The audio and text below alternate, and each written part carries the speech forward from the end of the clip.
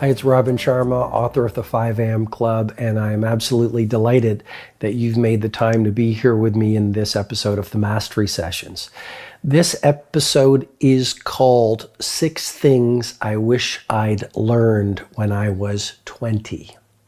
And I'm going to get right into the first one. The first thing I wish I'd learned when I was 20 is that you can play with toxic people or you can live at world class. You can't do both.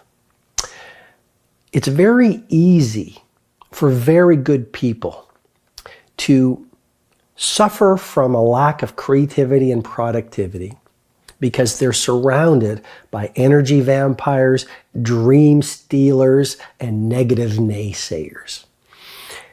And what I've learned over the years is simply this. One of the most powerful ways that you can live a rare air life, whether it's in terms of your productivity or performance, or in terms of your prosperity, or in terms of your happiness and sense of peace, is delete the people who steal your joy.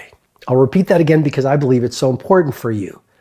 Delete the people who steal your joy. In the 5 a.m. Club, there's a model that has been absolutely transformational to people across the planet, and it's called Joy as a GPS. There are 3 elements that will help you dramatically improve not only your success and your performance, but also your levels of inner joy. And one of those 3 things that I teach in the book is the people who steal your joy. In other words, you can do a list in your journal later today or right after this episode. Write down in the first column on the left-hand side of the page, who in my life is stealing or diminishing my joy? And then in the right-hand column, write down who are the people in my life who elevate my joy. And then have the wisdom and bravery to start removing and releasing the people in your life who are bringing you down. And then I always get this message a lot, or this question a lot. Well, what if it's my mother? What if it's my best friend? I'd simply say to you, people come into our lives for reasons, seasons, or lifetimes. And one of the ways you can tell a victim in action is they give away their power to other people. You have a lot more power than you may be exercising in awareness. And you have the power to let go of people, even if it's a family member. Or you could say it's going to be selective association. Rather than talking to them every day, I'm going to speak with them once a week or see them once a month. Or you can never see them again. You can see them less often. It might be in between. But you have the power to do what feels right to you. The larger point is simply this. The first thing I wish I'd learned when I was 20 is you can be around energy vampires or you can change the world. You don't get to do both. The second thing I wish I'd learned when I was 20 is that everything that happens to you is for your growth. A bad day for the ego is a great day for the soul. So the ego might be saying, oh, that was terrible. That was a tragedy. That was a difficult meeting. That was a hard moment. That's just your ego chattering. And your ego is really the voice of your fear. You want to become much more aware, not of your ego, but of your higher self, that primal genius, that native hero that lurks at your core under the layers of fear, doubt, and disbelief. And the more you start to get to know your bravest, strongest, truest self, and the more you stand in your true power versus your fake power, the more you're going to realize everything that happens to you, whether it's been a tragedy, a subtle adversity, is for your growth. Therefore, it's all good. You know, what I'd offer to you is simply this. Don't be a resentment collector. It's a term maybe you've never heard from me before. Be not a resentment collector. A lot of people, what they do is, it's all about being positive. It's all about everything being in the sunshine. Well, that's not really a true life. As a matter of fact, if you want to be a legendary leader, you've got to go through a lot of suffering. You've got to be knocked down and then be willing to continue. You're going to be laughed at and you're going to be ridiculed. You're going to face self-doubt. You're going to be exhausted at times. You're going to face all sorts of challenges if you want to get to your Mount Everest. And if you're listening to the ego as well as the dominant messaging of our culture, which is everything needs to be happy and sunshine and puppies and roses and rainbows and butterflies, then you're going to miss one of the key insights I wish I learned at 20, which is everything that happens to you is good. Everything that happens to you is for your growth. Everything that happens to you is designed to help you burn away your ego and build more fluency and intimacy with your authenticity. What do I mean by that? I really think it's the times of suffering that make you great. We all, as we go through life, have our Robin Island seasons. And I'm encouraging you in this episode to develop an appreciation of not only adversity, but maybe even a love of tragedy. And you might say at that point, Robin, you've gone too far. And I would simply say, imagine how brave you will be if you are detached from all outcomes.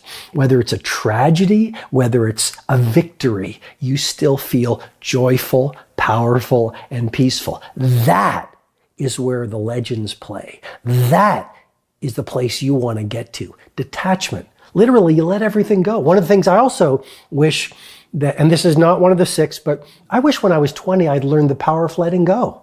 Letting go of trivialities, letting go of, things that are not really that big. But point number 2 is really this. You want to remember that everything that happens to you is for your growth. And if it's for your growth, and if the difficult things make you stronger, wiser, more relatable, more authentic, more loving, tougher, more creative, well, then that's good. Why would you resist it? Why not befriend it? The third thing I wish I'd learned when I was 20 years old. This is not going to surprise you. When you own your morning, you'll elevate your life. I wish when I was 20 years old, someone had taught me that early rising is an absolute game changer. Why? Because if you learn how to start your days well, your days will unfold gloriously, consistently. When you start your days before sunrise, you have a gargantuan competitive advantage. There's no crowds. People are nicer. People are more open. There's no traffic on the streets. You can actually think. One of the lines in the 5 a.m. Club is tranquility is the new luxury.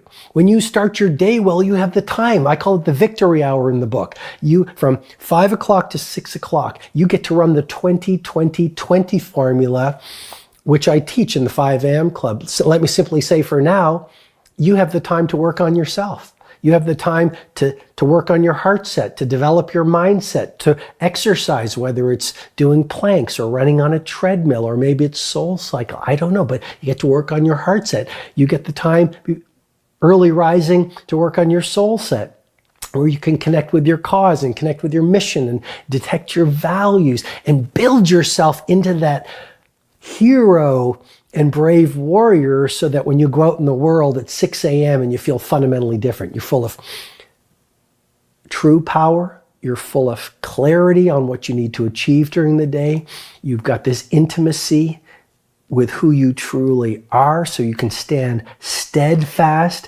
in the turbulence that every day might bring. You have more energy, you have more joyfulness, you're connected with this peace. I mean, peace is really important to leadership and exponential productivity. When you are peaceful, grounded, focused versus diffused and scattered, there's a term called digital dementia.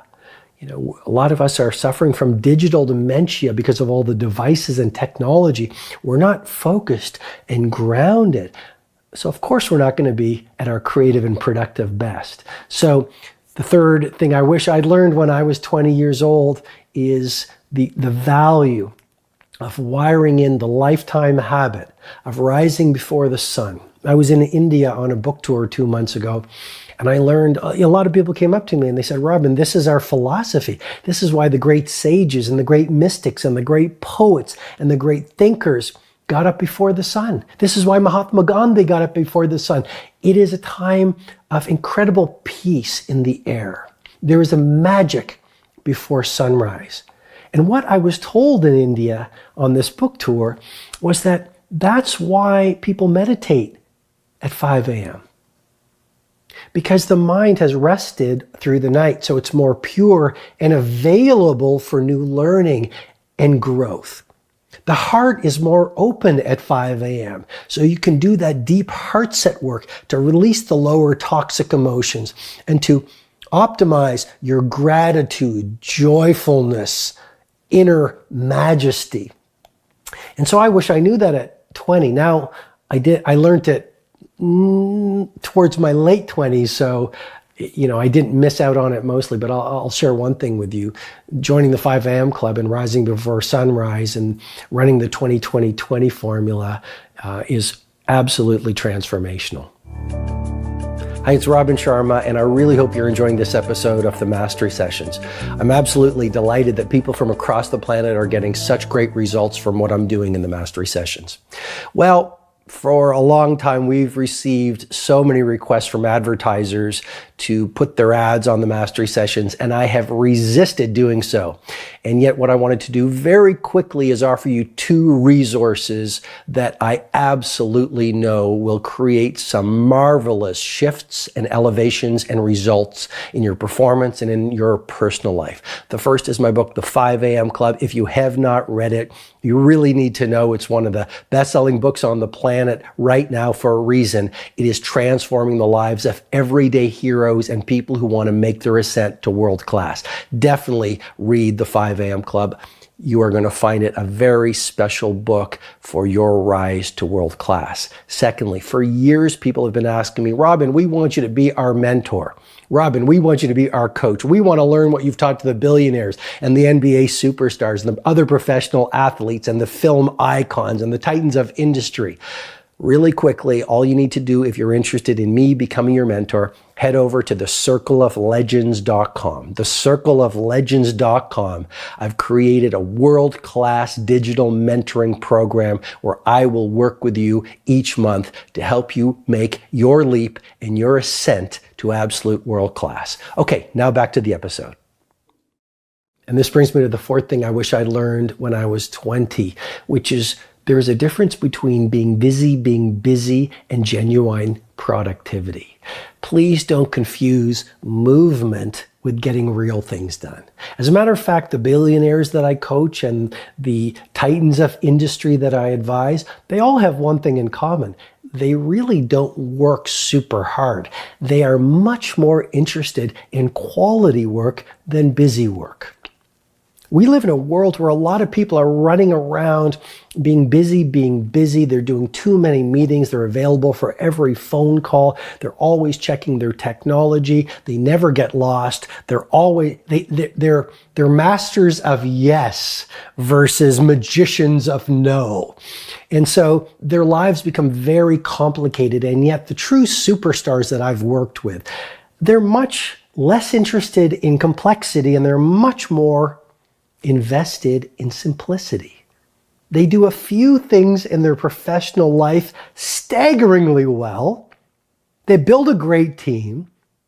They structure a great lifestyle. So they have time to mountain bike and they have time to be with their family and they have time to read and they have time to go to museums and all of those other things that make you more creative and more productive in business. So the 4th thing I've learned that I wish I'd learned when I was 20 years old is please don't mistake being busy with being productive. My encouragement is be a purist versus a generalist. 5th thing I wish I'd learned when I was 20 years old is this, that it doesn't matter what other people are doing. All that matters is who you're becoming and how far you've traveled. So I understand a lot of us have a herd mentality. I understand that in this world of ours, especially with social media, we are suffering from an addiction to comparison. It makes me think of what Theodore Roosevelt once said. He said, comparison is the thief of joy. I'll repeat that again because it's such a valuable idea, to me at least. Teddy Roosevelt said, comparison is the thief of joy. And real leadership is not about followership, it's about leadership.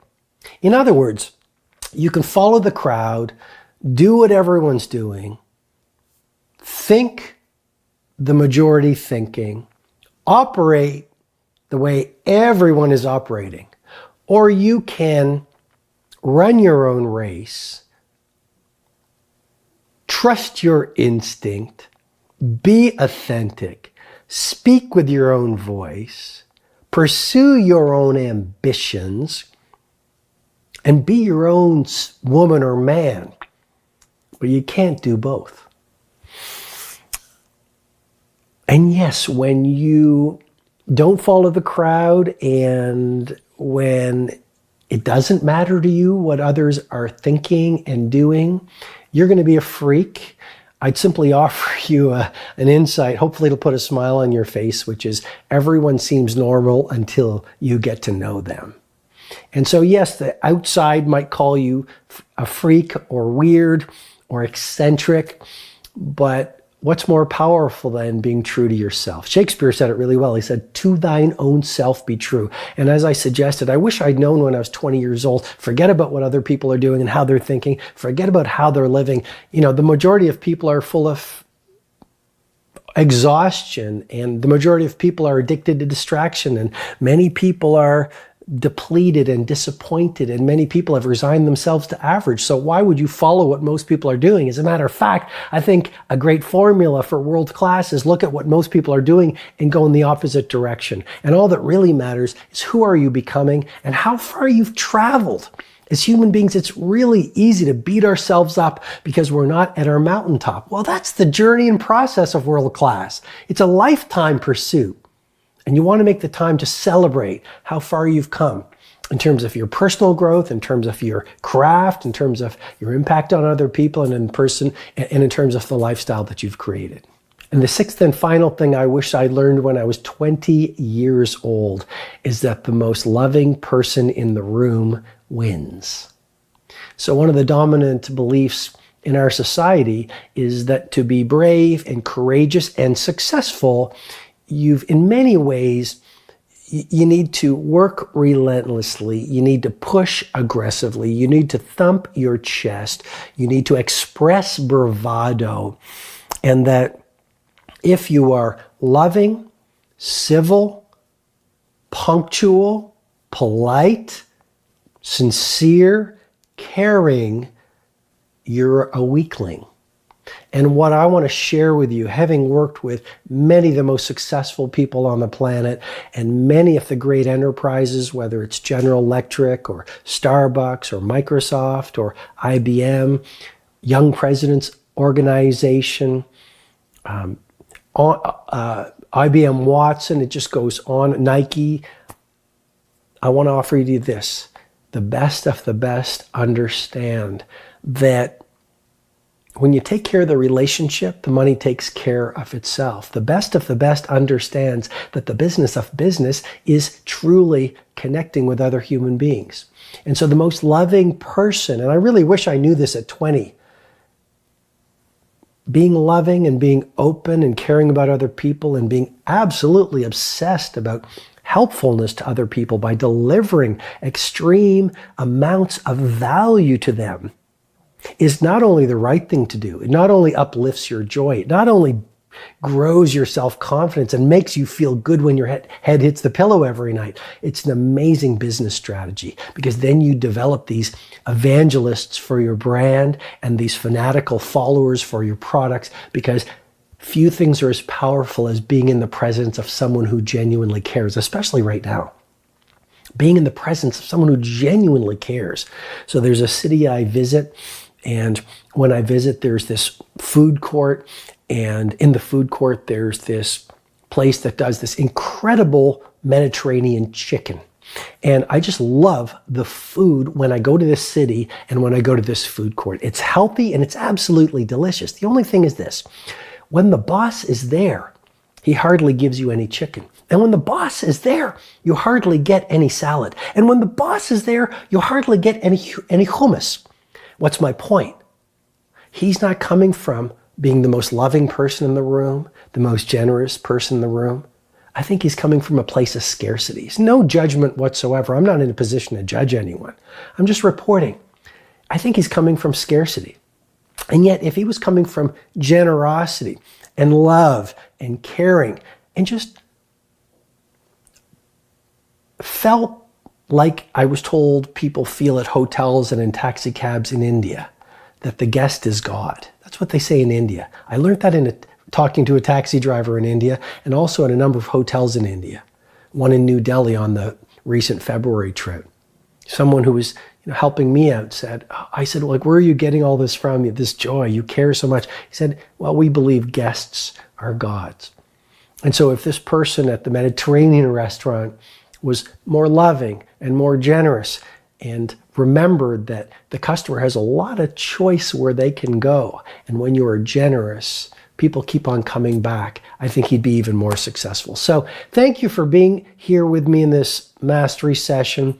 I hope it's been helpful. If you want to go a lot deeper in my philosophy as well as my methodologies on advanced creativity, exponential performance, genuine leadership, and if you really want to live a life that is world-class, not only being successful, but also soulful, then I really encourage you to read my book, The 5 a.m. Club. It's currently one of the best-selling books on the planet right now. At the end of the book, you also get a 66-day digital mentoring program.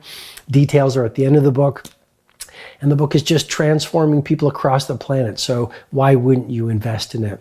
I'd also love to share with you, when you invest in your copy, a portion of my royalties goes to help children suffering from leprosy. So you not only get your transformation and learn how the best in the world begin their days and live their days, you're also helping a child who is in real need. So you can feel good about that.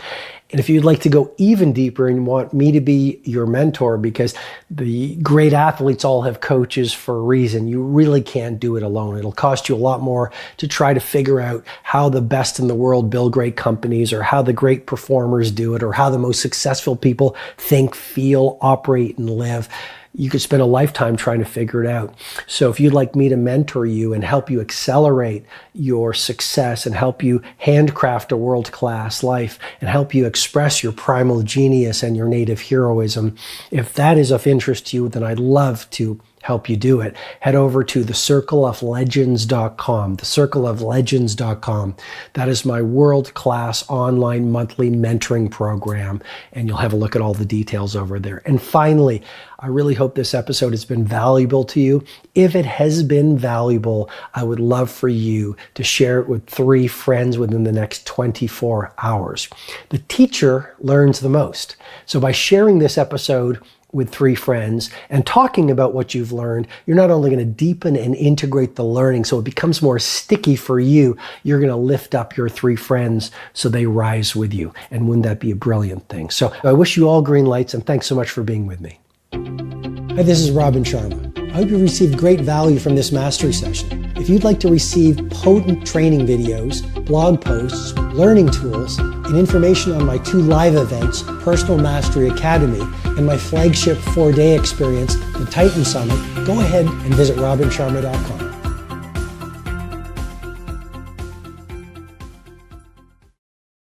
We live in a world where everything is easy. Everything is so accessible. So people are superficial. Even a lot of conversations, they're very superficial, no? How many people don't resonate with most people? Show of hands. Exactly, that's why you're in this room. 3-step success formula. And I call this model the mechanics of daily heroism. And it's the 3-step success formula. We live in a world of superficiality. This is so important. Most people in business are very superficial. They don't prepare very much before a meeting. If there's a new project, they don't read 17 books. They do a quick search. You know what I mean? Everything is very light. It's very superficial. Before the big event, it's superficial. The way they look at their diet is superficial. The way that they think about their life and their values, superficial. It's because we live in a world where everything is easy. Everything is so accessible. So people are superficial. Even a lot of conversations, they're very superficial, no?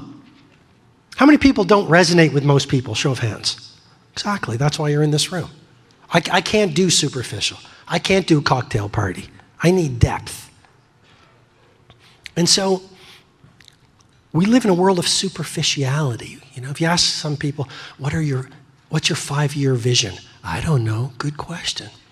You ask some people, not judging, just sharing. What are your top 5 values? I don't know, I've never thought about that. You ask people, what are your routines on the day that you're on fire creatively and productivity? They don't know.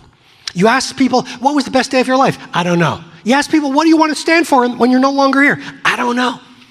You ask people, what is the nutrition that when you're running that protocol, you have massive energy? I don't know. Have I made the point? Yes. It's a very light-hearted approach. Now, if you study geniuses, they're not superficial, they're granular. The way an NHL player, the way he's going to do the laces, the way Picasso prepared the tools, the way Steve Jobs wanted the icons on the iPhone to be so pristine, users would want to lick the screen. Just, are your products so good that your users want to lick your products? And if you're your product, then I don't know what to say, but I mean, if you study genius, the Orson Welles documentary, his amazing movie was rejected and hacked up, like I said. And he wrote and they threw him off the lot. And he wrote a 51-page memo to the studio chiefs saying, here's what needs to happen at the ending. 51 pages. That's all I need to say. 51 pages, no money. He was thrown off the movie. Could have mired in rejection. He was so invested in his artistry, in the craft, in the product. He wrote a 51-page memorandum. Here's the lighting. Here's the way the camera needs to look. Here's the shot. And they showed it in the documentary, all his notes. That is what geniuses do. And let me ask you, how many people in the world are operating like this? One in millions. It's never been so easy to dominate your industry. Never been so easy. Never been so easy to change the world. Because so few people are doing it. The two dominant themes, the collective deprofessionalization of business and the mass mediocritization of humanity. People are addicted to their white screens. There are people in Silicon Valley who are now admitting the whole goal was to create a dopamine rush so people would become addicted to the technology. I love technology. I love it. It allows me to influence and serve and build a movement and all those things. It's a great servant. It's a terrible master. And it's really sad to see kids and women and men addicted to technology, not being present, not exploiting their potential, not doing masterful work, not loving life, not serving the world. It's a great crime against humanity. And it's happening more than ever before. And I believe it's happening to the majority of people.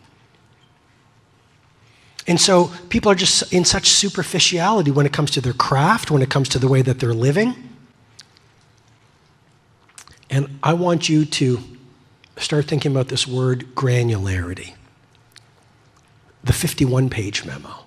When you do your work or that big project that is going to allow you to revolutionize your field, sweat the tiniest of details. Let's call it the 4 rivers philosophy. The 4 rivers philosophy. in Piazza Navona, which is a square in Rome. I believe it's one of the most beautiful squares in the world. I saw one of my friends on social media from Italy. Is she here? Of course, the one person I pick isn't. Oh, hey, how are you? You're AZ Italy or something, right? Nice to see you. So where are you from? You're not from Rome, though. Huh? You're Iranian originally. Okay. So, but you live in Italy? And where do you live in Italy? Parma, where the ham is from. Hey, fantastic. So it was wonderful to have you here. So you're not from Rome, but I don't know if you've been to Piazza Navona, but in the center there is a sculpture by Bernini called The Four Rivers. And what made The Four Rivers, I believe, a masterpiece is when it got really hard, when it could have been you could just finish it, he went longer and made it world class. And what I'm saying is, what makes a masterpiece is the tiniest of details. What makes a masterpiece is how you finish the work that you're doing. And that's all about granularity. And so what we're going to focus on, the 3-step success formula, is simply this. With better awareness, you will be able to make better choices. And with better choices, you're going to see better results. It's really that simple. With better awareness of how geniuses think and work, you will then, tomorrow, be able to make better choices. And as you start making better choices, you're going to see better results. World class lives in awareness. As you understand how the happiest people live, you can start making new choices in terms of your daily routines and your nutrition, for example, which will give you better results. As you develop better awareness of how billionaires did it, you can start making the new choices that will deliver new results. As you understand how the most influential people of highest impact did it, with that awareness, you're going to make better choices, which will create better results. This is the 3-step success formula. And when you start running it, what's going to happen is you're going to leave any form of superficiality. And as you keep on doing it, you're going to develop this acute sense of granularity when it comes to your mindset and your routines and your nutritional plan and the way that you work. There will be no lightness about it. You will become the heavyweight in your marketplace, and you will become a deep thinker and a deep performer on the planet. And I think this is what I call a GCA, a gargantuan competitive advantage, because most people don't do 90% of what I'm sharing.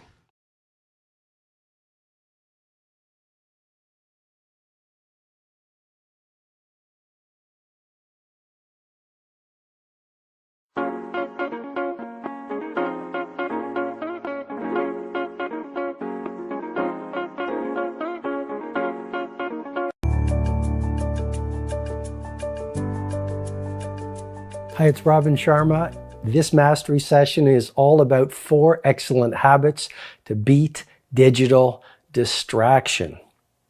An addiction to distraction is the death of your creative production.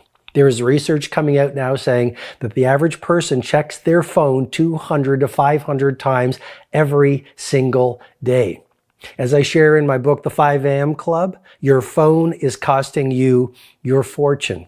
If you look at the great geniuses of the world, the Shakespeares and the Basquiats and the Beethovens, the great chefs and the great titans of industry and the great humanitarians, all great thinkers have one thing in common. They spent long periods of time away from diversions, distractions, trivial interruptions.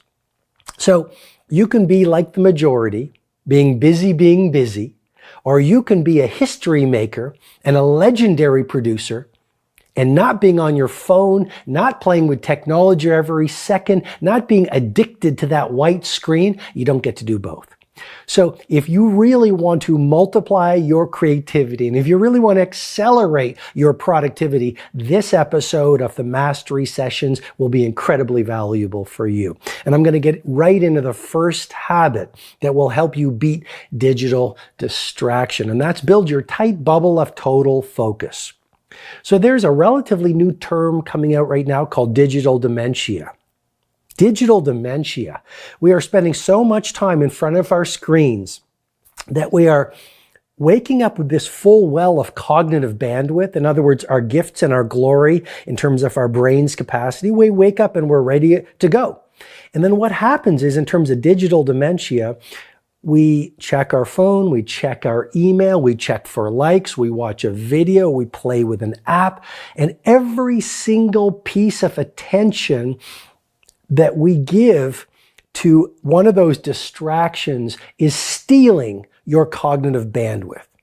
This is really important. You wake up full of cognitive potential, full of the ability to be creative and productive. And every single time you check your screen, some of your cognitive bandwidth, that's the term that the researchers and neuroscientists use, is left on the screen. Another term is called attention residue.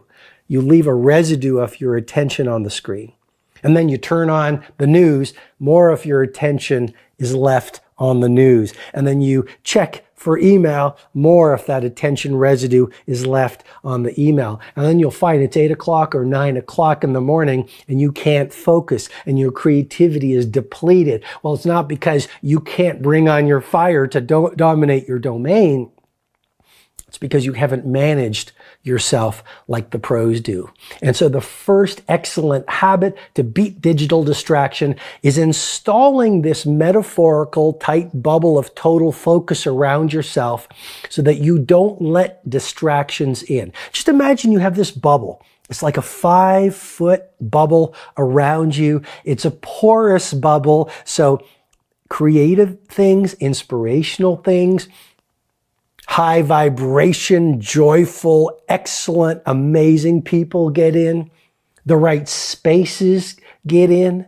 And anything that is toxic, anything that is a trivial distraction, which is generally because you have an addiction to it, we'll talk about that later in this episode, doesn't get in. And so really, it's very valuable to get lost. It's very, most people are available to everyone. The phone rings and they pick it up and they answer it. Well, if you do that, you're letting someone else's priorities run your day versus you running your day by your priorities. Tight bubble of total focus could also mean that, you set up your ecosystem and your environments so that there's no distraction. Tight bubble of total focus could mean that you spend long periods of your day alone working on those 1 or 2 projects that are your Sistine Chapel ceilings.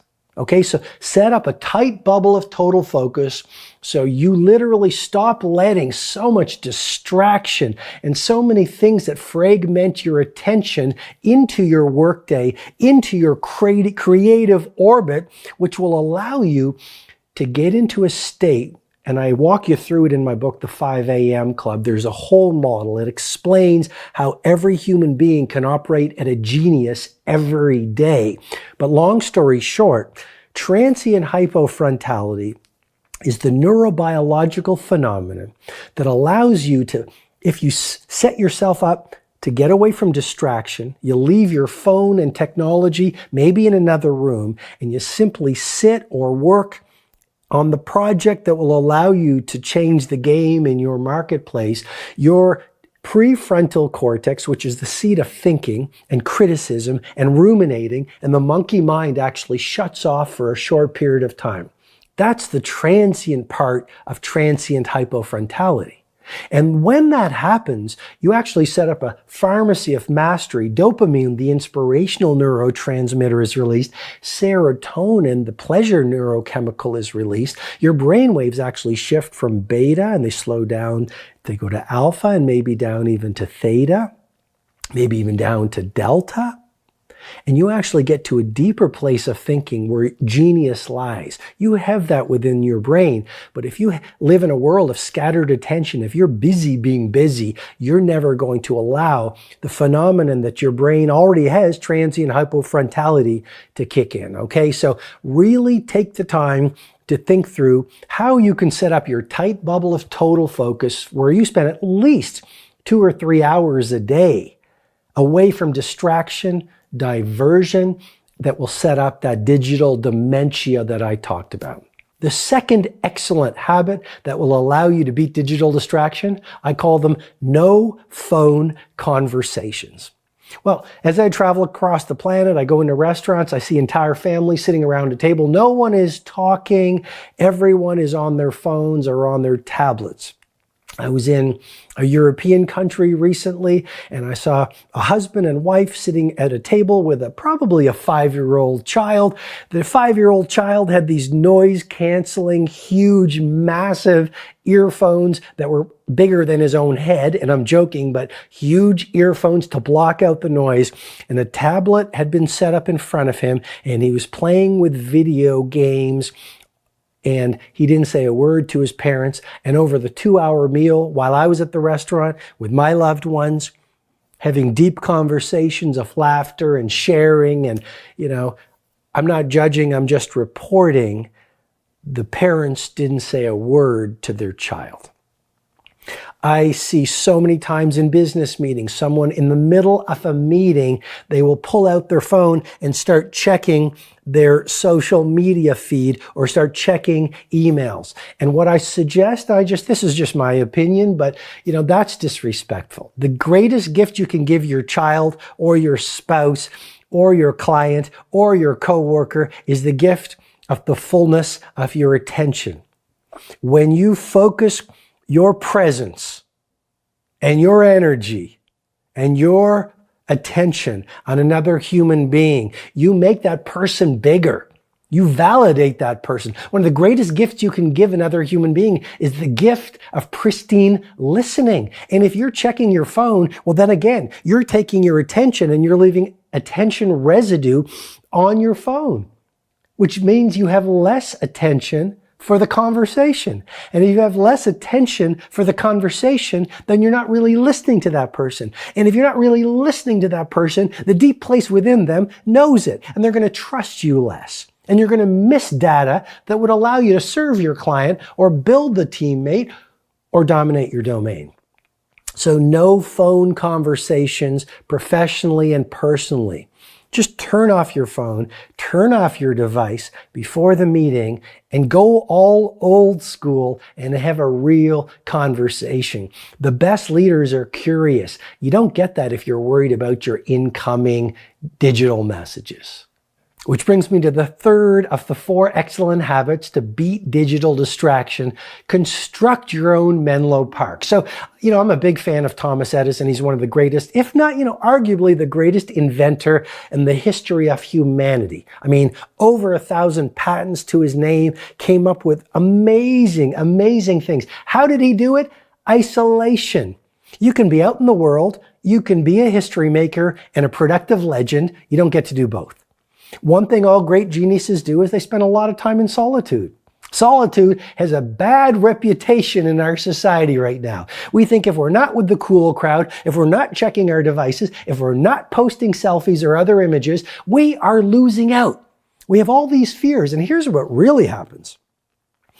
As you start to play with your phone, as you start to get hooked on likes, as you start to spend most of your best hours of your greatest days posting, checking, playing with apps, getting hooked, you actually become addicted. We all know about technological addiction.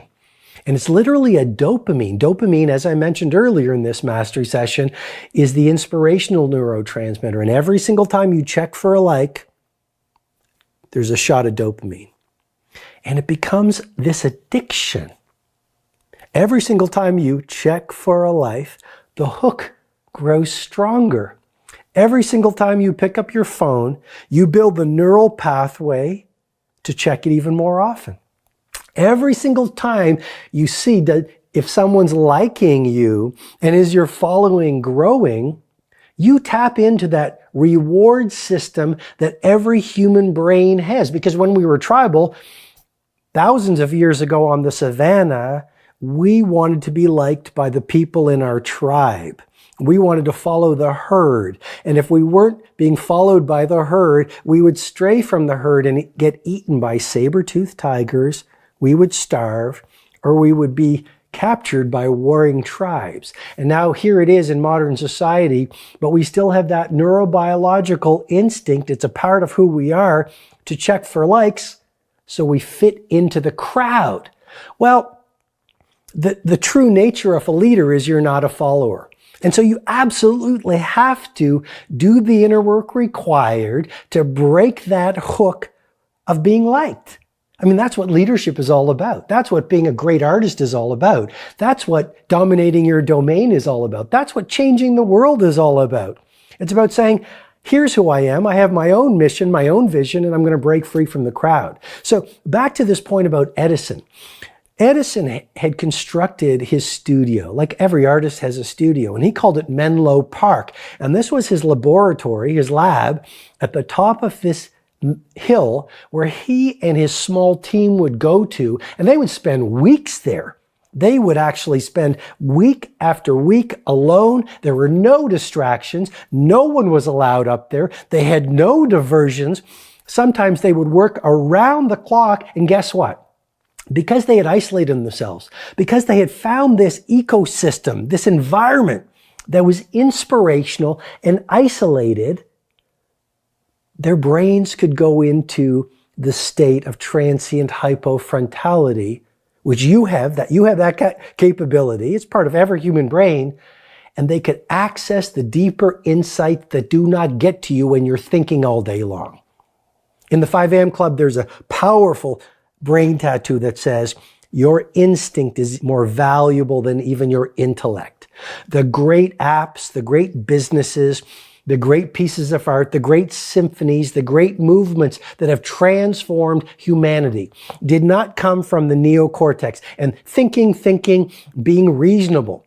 The great pieces of progress that have shaped our civilization came from that deeper place beyond the neocortex, which is the seat of human genius,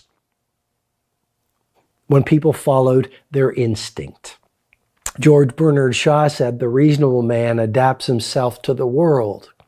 The unreasonable one persists in adapting the world to himself. Therefore, all progress depends on the unreasonable man. If you are stuck in your reason, your neocortex, then you're just repeating what the world says is possible. I want you to be a possibilitarian. And I want you to start playing around what the world says is impossible. And that comes by finding your Menlo Park. That could be a spare bedroom in your apartment. It could be working in a library for 2 hours a week. It could be renting another apartment in your city where you go just to get away from the world. And then you have these glass walls that you write on. It could be traveling more. There is emerging science coming out that says there is a huge link between traveling and amplified creativity. I've written my best books. I've done my best videos. I've got my best frameworks, my best insights when I'm out on the road. And I go into a hotel room and I order flowers. I go to a local flower shop and I bring in flowers because flowers are one of the secrets of advanced minds. Because as you put more beauty in your Menlo Park, you feel more inspired.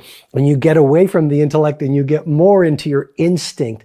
And in your hotel room, one thing I do is I bring dry erase markers and I start doing models and goals and insights all over the windows.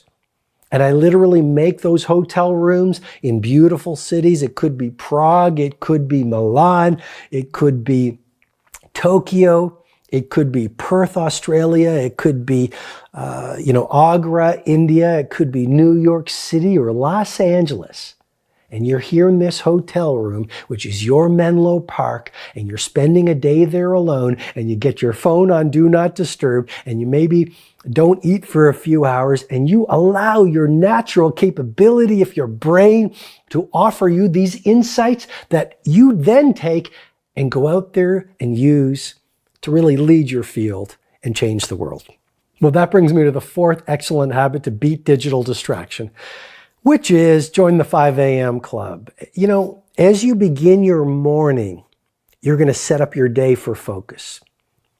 Your morning routine is so fundamentally important to the quality of your attention and the character of your performance that you get to live through that day.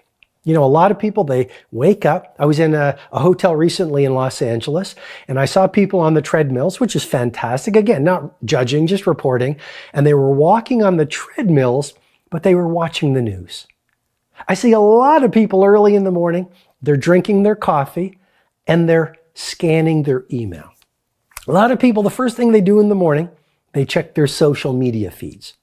Well, you can do what the majority does, or you can change the world and be legendary. You don't get to do both. You know, one of my favorite brain tattoos that I've been sharing for so many years is, to have the results only 5% of the planet has, you've got to be willing to do what 95% of the population is unwilling to do. And the single best thing I encourage you to do is make a commitment right here and right now to spend the next 66 days. That's the research of University College of London. They say it takes 66 days to install a new habit.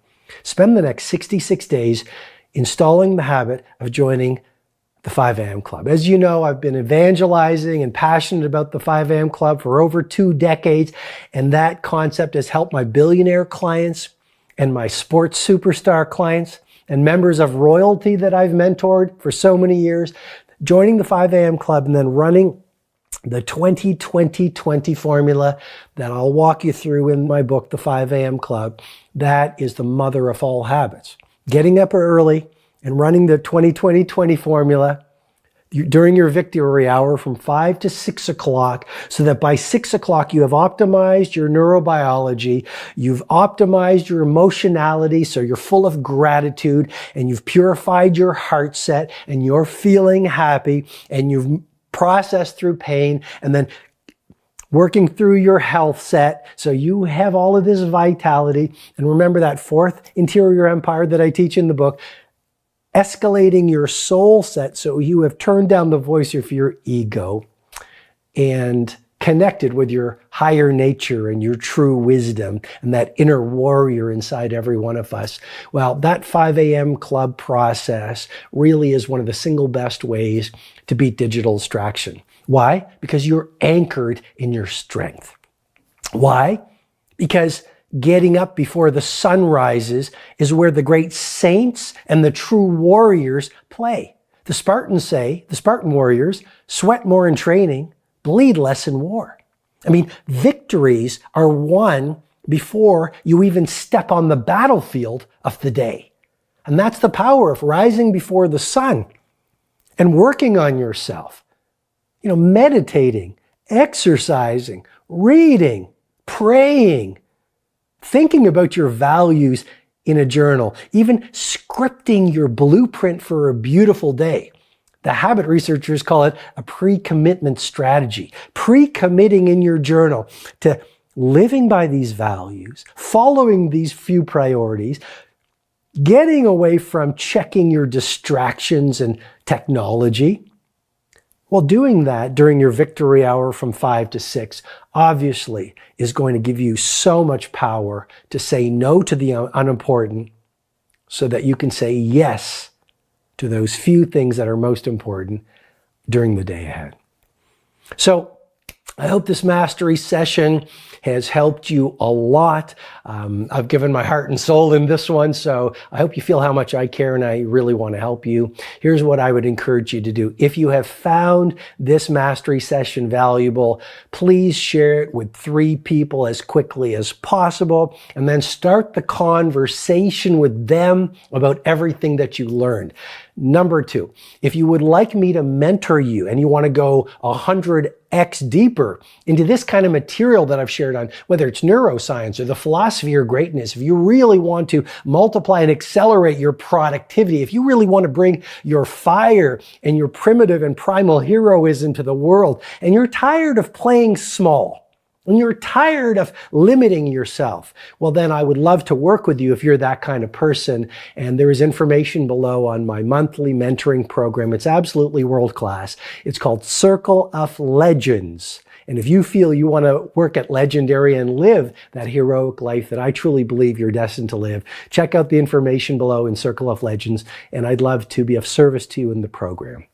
Finally, if you haven't read my book, The 5 a.m. Club, I spent 4 years of hard labor working on the 5 a.m. Club, and essentially it's 333 pages of me distilling the best ideas I've learned over 2 decades working with billionaires and companies like Starbucks, General Electric, Nike, Microsoft, IBM, and organizations like NASA and Young Presidents Organization.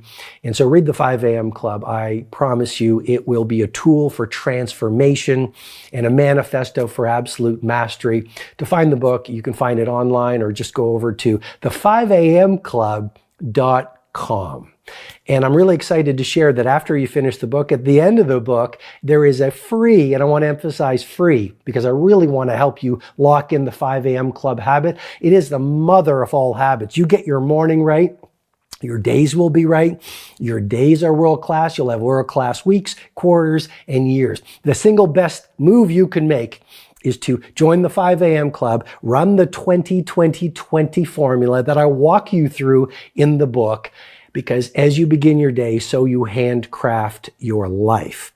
And I'm excited to share at the end of the book, you will find details for a free 66-day online program where after you finish the book, for 66 days, which is the period of time required to install a new habit, I will literally mentor you through morning mastery meditations and videos at no charge for 66 days until you reach the point that researchers call automaticity, where it actually becomes easier to get up at 5 a.m. than not to get up at 5 a.m. Final thing I want to share with you, a portion of my royalties on every copy of the 5 a.m. Club sold goes to fight leprosy on the planet. It's a violent affliction. I am all in to help fight leprosy as much as I humanly can. So when you invest in a copy of the 5 a.m. Club, you not only invest in your growth and transformation, you invest in helping a child with leprosy live a better life. Okay, so thank you so much, and I'll see you in the next mastery session, and be great. Hi, this is Robin Sharma. I hope you received great value from this mastery session. If you'd like to receive potent training videos, blog posts, learning tools, and information on my 2 live events, Personal Mastery Academy and my flagship 4-day experience, the Titan Summit, go ahead and visit robinsharma.com.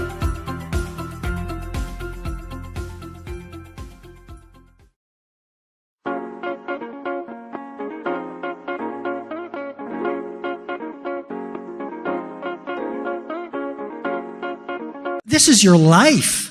This is your career. This is your craft. This is your service to humanity. Why would you be checking your phone?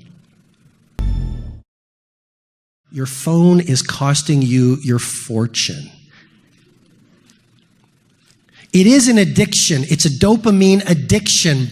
Start the process of breaking your addiction to distraction here in this room today. You've invested in this. You're a learning investor. The best investment you can make is being in this room. Why would you spend it checking your notifications, looking at your email, looking at SMS, looking at pictures of people's breakfasts? Why would you do that? This is your life. This is your career. This is your craft. This is your service to humanity. Why would you be checking your phone?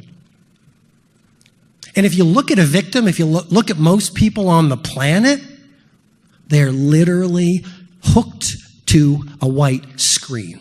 They are wasting their human potential hooked into some social platform that is creating empires for other people. Many people, if not most people, are now a form of artificial intelligence. They're not living their brain's potential. They're not living their physiological potential. They're not living their creative potential. They're not living their human potential. They're not living their economic potential. Why? Because they're hooked to a screen. It is the most frightening time in the history of the world, and it's the most gorgeous time in the history of humanity. Why? Because it's never been so easy to be a hero. because most people aren't doing it. Most people are lost. Most people are hooked. So turn off your phones. Get serious about this. This is your game. This is your life. This is your sport. And before you know it, you will be at the end. We all know that life goes by in a blink. Like, I am on a mission bordering on an obsession to give you such ridiculous value that it terrifies you. What you are going to experience over the next 4 days is going to blow your mind, enliven your heart. Mindset, boom, heart set, explosion. I want you to have a galactic explosiveness, not only intellectually, but in your heart. You see, one thing I'm bringing to you that is special is it's not just about your mindset. Why do so many people come to an event and nothing changes? Everyone's talking about mindset. Get your thinking right. Think. Your thinking forms your reality. Like, just think, be positive, man. And we learn the ideas. We install the core beliefs. How many people have been to events and nothing changes? Well, have you ever heard of the limbic system, the amygdala? This is a core point why most learning doesn't work. Pretty dangerous comment I'm making.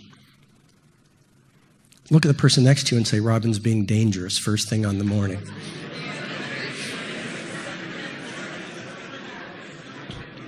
But this is a very dangerous and gorgeous insight.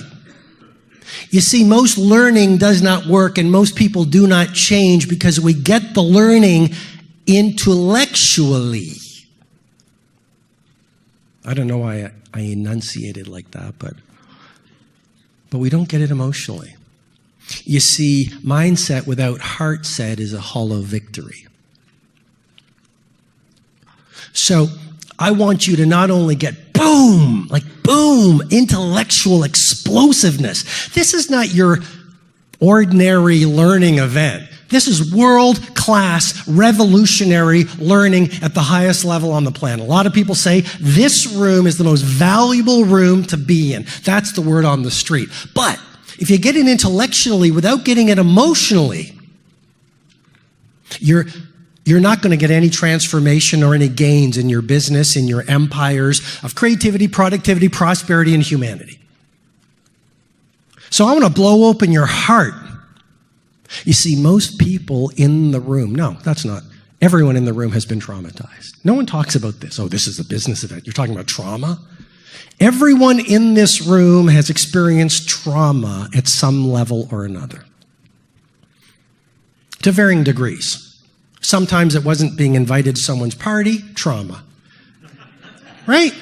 Sometimes it was sexual abuse, trauma.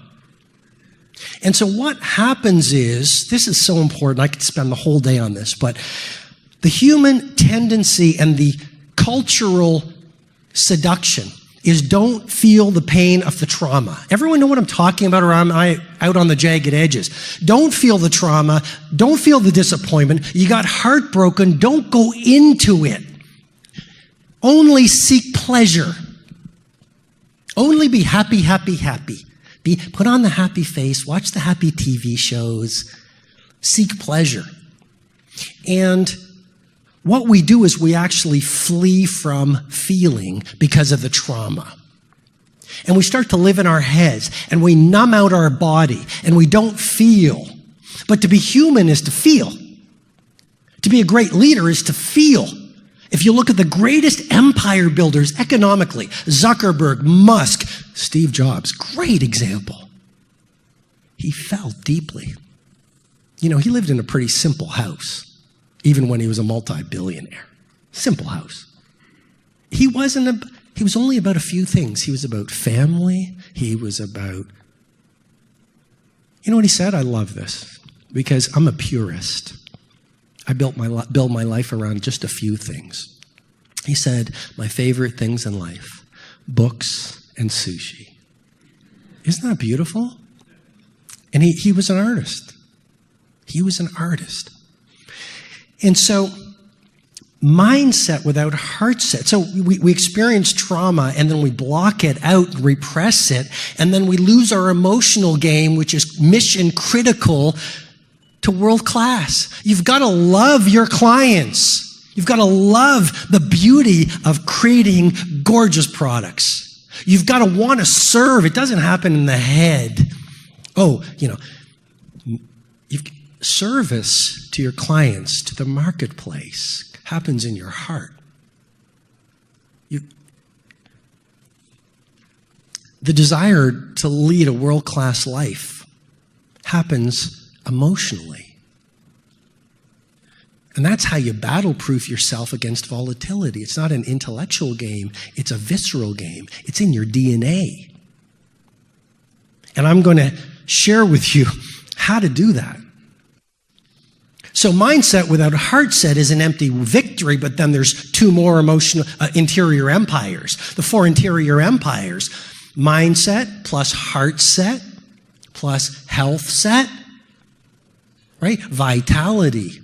Like I said, the hunters on the savannas understood. They didn't understand, but the way the brain developed was literally, if you move, your natural wiring in your brain and physiology kicks into gear.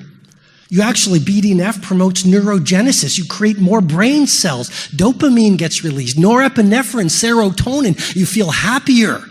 You feel less stress. BDNF repairs damaged brain cells. Your processing heightens. You actually dial in your focus. Unbelievable, the benefits of exercise. But it's not, and here's another key idea on the third interior empire, health set. Vitality is the DNA of legendary. You cannot put a price tag on getting into the greatest fitness of your life.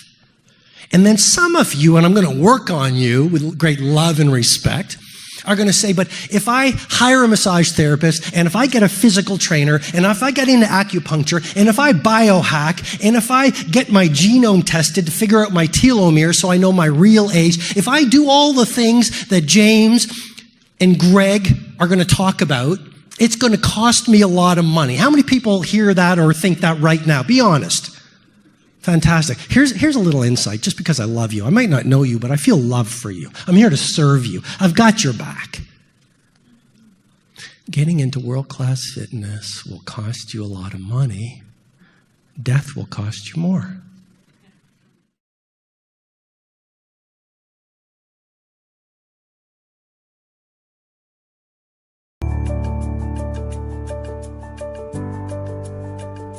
Hi, it's Robin Sharma, and I'm delighted to welcome you to this mastery session. This mastery session is about 5 ways to get through a hard time. You're going to learn things like how to seek perspective. You're going to learn how to leverage hard and difficult times for your growth. You're going to learn things like how to embrace the purification, so you literally take what's causing you pain and allow it to bring you into your true power. So I know you're going to find this mastery session rich, not only with philosophy and insights, but some great tools that will allow you to do amazing things in your life. So thank you for making the time with me, and let's get right into the first one.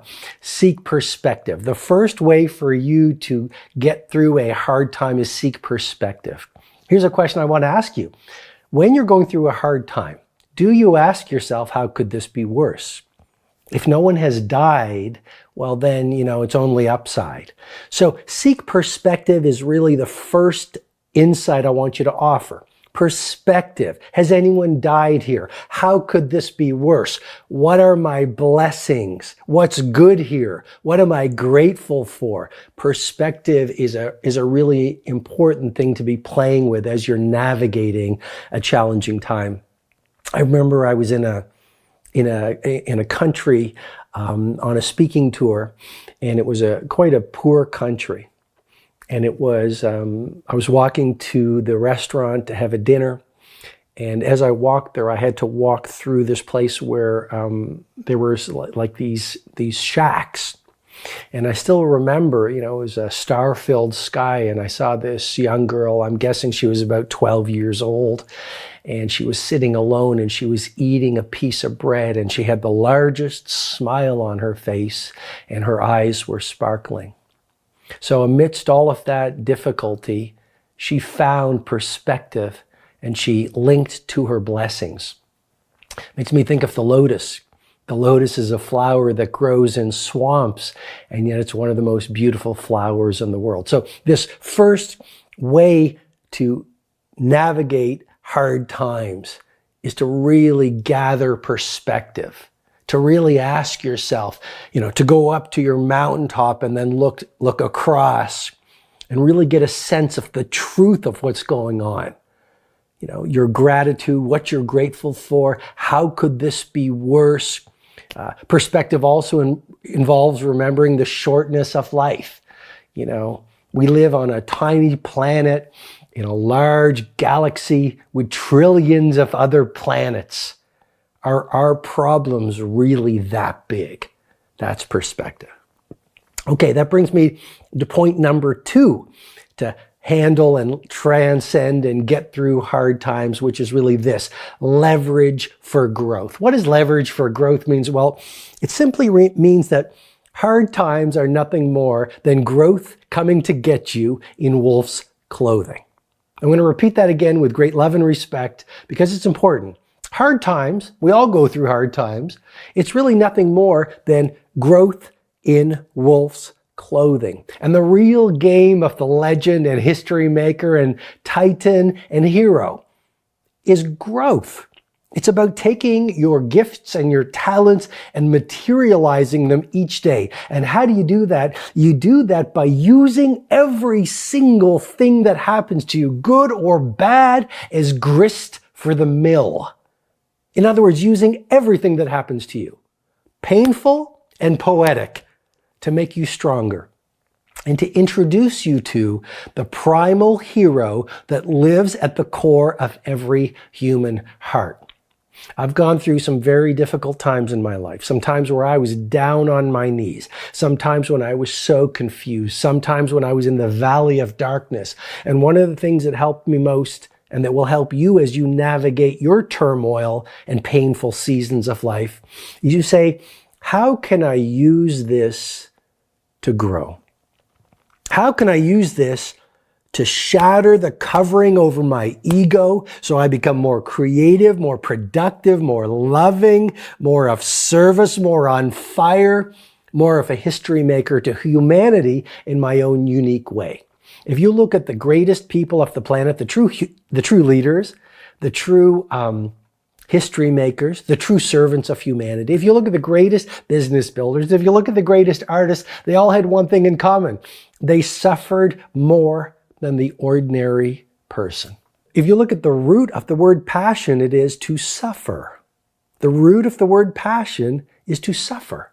The great ones suffer for their craft. They suffer for their mission. They suffer for their ambitions. They suffer for their service. So the second point, or the second way to get through hard times, is simply always be asking yourself, how can I use this to serve me, to make me stronger, more creative, tougher, braver, and more authentic?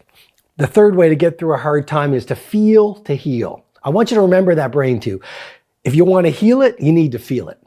People come to me all the time. Robin, I'm heartbroken. Robin, there's someone trying to attack me. Robin, I've lost a business. Robin, I'm dealing with an illness. What do I do with all the pain?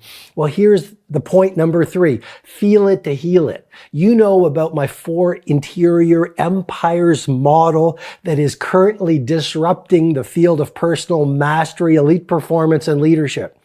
It's not only mindset, that's only the first interior empire. The second one is heart set. The third one is health set. The fourth one is soul set. I go into it in great detail in my book, The 5 a.m. Club. Here's the point I want to share with you right now in this mastery session. On interior empire number 2, heart set. That is how you turn pain into power. A lot of people say, well, it's all about mindset. Read the books on getting through a difficult time. Read the books on amplifying your psychology. I want to introduce you to this new word I'm offering, your heart set. So when you're going through a difficult time, society says, run away from the pain, run away from the sadness, run away from the anger. What I'm suggesting to you is to heal the wound that someone caused you, or a condition caused you, or an experience has set up within you. You need to go into your heart set and feel it to release it. A lot of us have within us what I call the hurt well. What's the hurt well? Well, we get disappointed, we experience loss, we get rejected, all those human things that happen as we build a career, build a business, build a life. That's just life happening. And what society says is run away from the pain, don't feel, weak people feel. And yet the reality is, if you look at psychology, if you look at emotionality, in order to release a toxic feeling, the best way out is straight in. That's the power of purifying your heart set. And so the way number 3 of dealing with a hard time is, whatever the toxic feeling is, just start feeling it. It's like a little kid, you fall or you get hurt and you cry, and then 2 minutes later you're running around with your friends in the sunshine. Feelings are like rainstorms. They have a beginning, a middle, and an end. And if you could only feel it and have the bravery to go into the sadness, the disappointment, the self-loathing, it would dissipate and it would clear and the wound would heal. What I'm sharing with you right now is so absolutely profound, because if you don't clear the lower energy feelings, you do set up this subconscious hurt well deep within you. All the suppressed anger, suppressed sadness, suppressed rejection, suppressed disappointment. You think it's not there. It's this subconscious hurt well of hurt that influences, that blocks you from intimacy and fluency with your creativity, your energy, your productivity, your bravery, and your authenticity. I mean, we do have a primal hero deep within us. We are built to be on fire. We're built to be geniuses. We're built to be loving. But because of all these emotions that are not pleasurable, that we get to experience, this is one of the gifts of hard time, we get to experience them during hard times. If we don't feel them, it sets up the hurt well. And this is one of the primary reasons we are not legends on the planet. We build this blockade with our greatness. You see, you are your own worst enemy. And what I mean by that is, the world is full of opportunity. You already have the gifts and talents within you. You might not be intimate with that relationship because of the hurt well. So this third point, this third way to get through a hard time is so powerful. Use the hard time to pay attention to the difficult feelings. And as you build that awareness of, oh, I'm feeling a lot of pain, or, I'm angry. Don't listen to society that says run away from the feelings. Go right into them. Feel them and then release them. And I could spend a whole hour on this third point, but just remember another thing. Every feeling is old. So if someone has betrayed you, for example, the feelings that you're feeling that you might be projecting and blaming onto that person, well, you wouldn't be feeling those feelings unless they were pre-existing conditions. I guess what I'm suggesting to you is, if it's hysterical, it's historical. If it's hysterical, it's historical. The larger the feeling, the more you know. It probably came from something that happened to you in your childhood. Do you see the gold here? You get to say, well, it's not about that person, or it's not about the current event that I'm thinking it's about. This is about my childhood. This is about this hurt well deep within me. And thanks to that person, thanks to this so-called tragedy or difficult condition, I get to see what's really going on and blocking me from that primal genius within me. And I get to do the deep inner work that every brave soul does to release the shadow side and move into the sunlight. Okay, well, that brings us to the fourth way to get through a hard time, which is appreciate the season. Well, you know, our world and our global culture is very much about joy, joy, joy, happy, happy faces, selfies in bikinis and Speedos. Maybe I'm getting a little too graphic here, but it's all about chasing happiness. What I want to remind you of, because your heart knows the truth, heroes don't just live in the sunshine. What made Martin Luther King, Martin Luther King, what made JFK, JFK, what made Mother Teresa, Mother Teresa, what made Jean-Michel Basquiat, the great artist, who he was, what makes a tight enough industry so powerful, what makes a great humanitarian or a great mother or father or firefighter or pizza maker who they are, is really not who they are in the times when they're at the top of the mountain.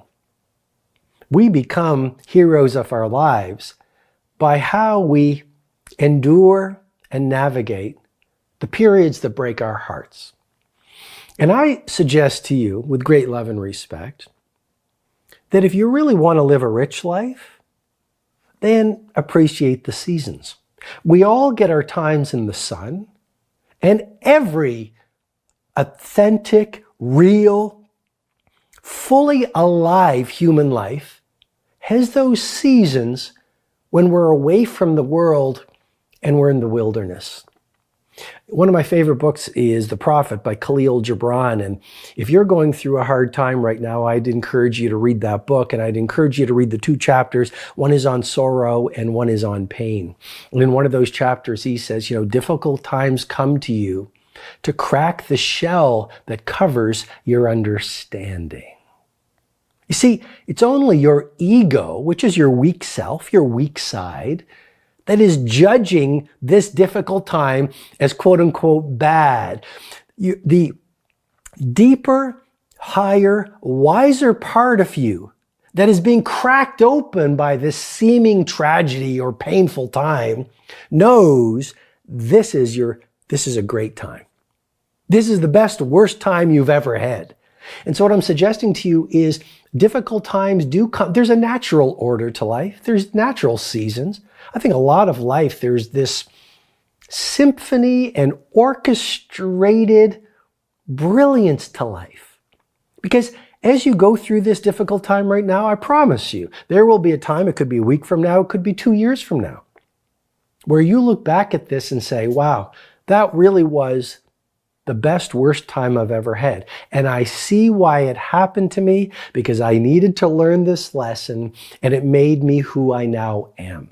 I couldn't have written the books that I've written. I couldn't be here with you now speaking from a place of truth and sharing and service to you if I hadn't gone through my difficult times, because those times have sculpted me and made me who I now am. Am I perfect? Far from it. Am I happy with who I am right now with all my flaws and scars? Absolutely. So I'd say to you, wear your scars proudly and turn your wounds into wisdom and use your stumbling blocks and make them into stepping stones, because that is the game the legends play. Okay, and that brings me to the final of the 5 ways to get through a hard time, which is really embrace the purification. So when I have really been knocked down and turned around and, fallen apart and been attacked or, maligned, I know that sounds like a bad country song. As I say in the 5 a.m. club, if my dog got into trouble and, my gal left me, it'd be a #1 country song hit. All I'm saying, there's a smile on my face, because that's perspective, isn't it? We can't take ourselves too seriously. Otherwise, no one's going to take us seriously.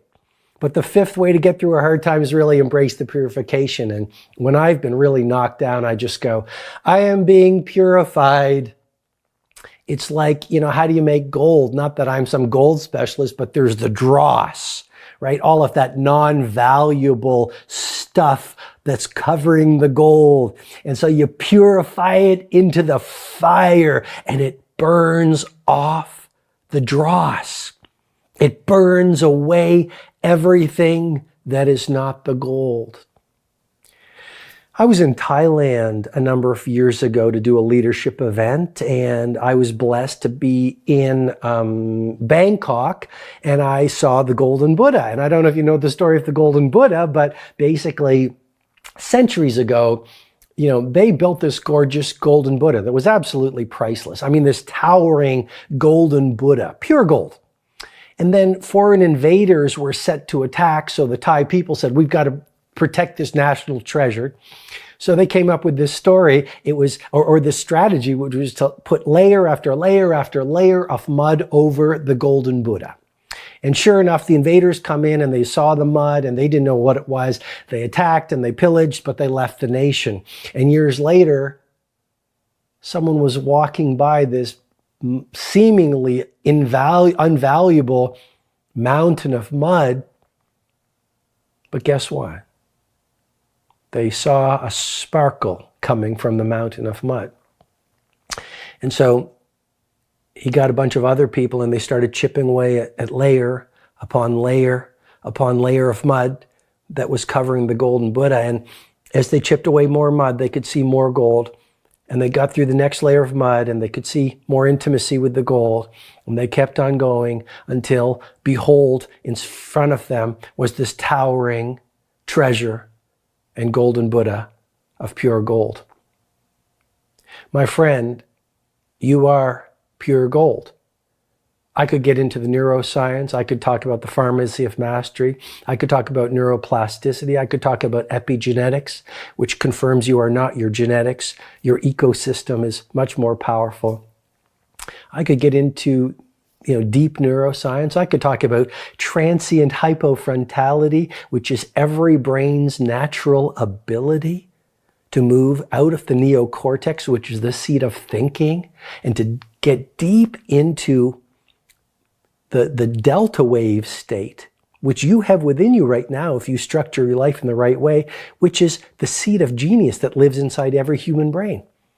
And this is the advanced minds have discovered that secret order of thinking which allowed them to tap into their latent genius.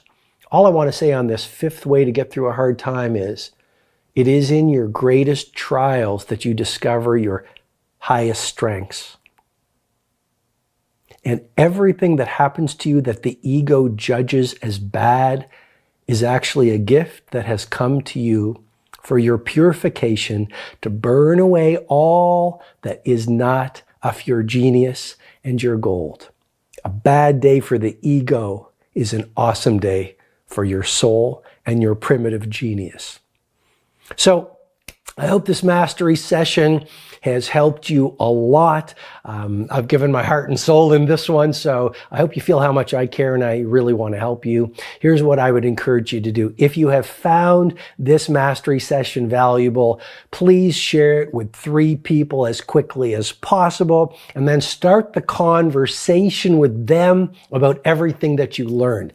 Number 2, if you would like me to mentor you and you want to go 100x deeper into this kind of material that I've shared on, whether it's neuroscience or the philosophy or greatness, if you really want to multiply and accelerate your productivity, if you really want to bring your fire and your primitive and primal heroism to the world, and you're tired of playing small, and you're tired of limiting yourself, well, then I would love to work with you if you're that kind of person.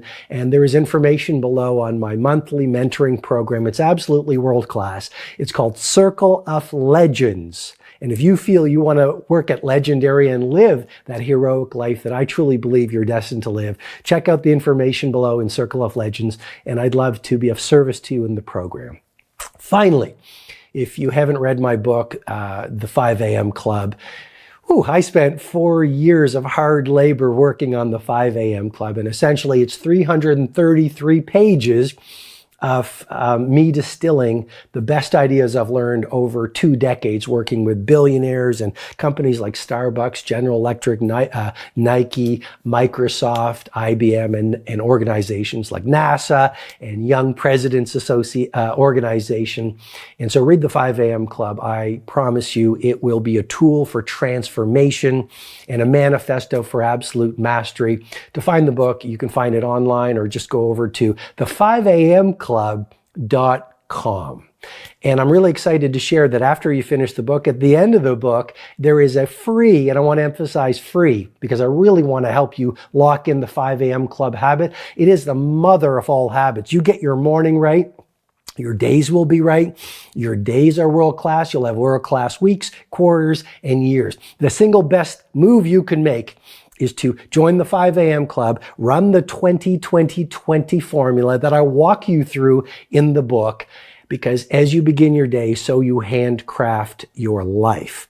And I'm excited to share at the end of the book, you will find details for a free 66-day online program where after you finish the book for 66 days, which is the period of time required to install a new habit, I will literally mentor you through morning mastery meditations and videos at no charge for 66 days until you reach the point that researchers call automaticity, where it actually becomes easier to get up at 5 a.m. than not to get up at 5 a.m. Final thing I want to share with you, a portion of my royalties on every copy of the 5 a.m. Club sold goes to fight leprosy on the planet. It's a violent affliction. I am all in to help fight leprosy as much as I humanly can.